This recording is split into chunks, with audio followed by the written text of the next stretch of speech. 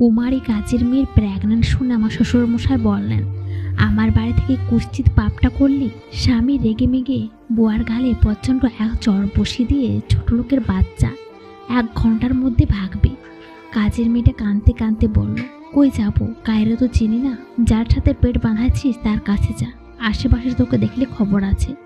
ওর কাছে গিয়ে স্বাভাবিকভাবে বললাম, রূপা সত্যি করে বলতো তোমার সন্তানের বাবাকে। স্বামী হুঙ্কার দিয়ে বলল, কে আবার? পাড়ার টোংরা, ওর সাথে তো প্রায় দেখে হাসি হাসি গল্প করে। কাজের মেয়েটা কাঁদতে কাঁদতে বাড়ি ছেড়ে চলে গেল।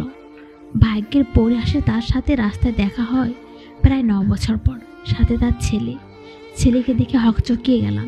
দেখতে হবহু আমার স্বামীর মতো, সে চুল, সে চোখ, সেই মুখের কাটিং, গায়ের রং। তবে কি না, নিজের মনের সাথে এইভাবে আর পারা যায় না। এবার ওকে আমার জিজ্ঞেস করতেই হবে, একটা মানুষের চেহারা এভাবে মিলবে কিভাবে? আমি আর নিজেকে আটকে রাখতে না পেরে দৌড়ে গেলাম। 9 বছরের অনেক পরিবর্তন এসেছে বুয়ার। ওর নাম রূপা। আমি কাছে যেতে হকচকিয়ে গেল, যেন ভূত দেখার মতো অবস্থা। মুহূর্তে আমার শরীরে কেমন যেন একটা বাতাস বয়ে গেল। কাছে গিয়ে বললাম, রূপা কেমন আছিস? এতদিন কোথায় ছিলি, দেখি নাই কখনো। এভাবে কোথাও উধাও হয়ে গেলি, আর ছেলেকে নিয়ে কোথায় থাকিস তুই এখন? একসাথে এতগুলো প্রশ্ন শুনে হকচকিয়ে গেল রূপা। ওদের পোশাক অনেক পরিবর্তন এসেছে। বুয়া যে পরিবেশে ছিল সেই রকম নেই। একটা সামান্য পরিবারে যেভাবে থাকে সেই রকম লাগছে। রূপা কথার কোনো উত্তর না দিয়ে ছেলেকে নিয়ে সামনে এগিয়ে যেতে শুরু করলো, যা দেখে মনের সন্দেহ আরও শক্ত হলো। কিন্তু আমাকে দেখে রূপা এভাবে পালাচ্ছে কেন?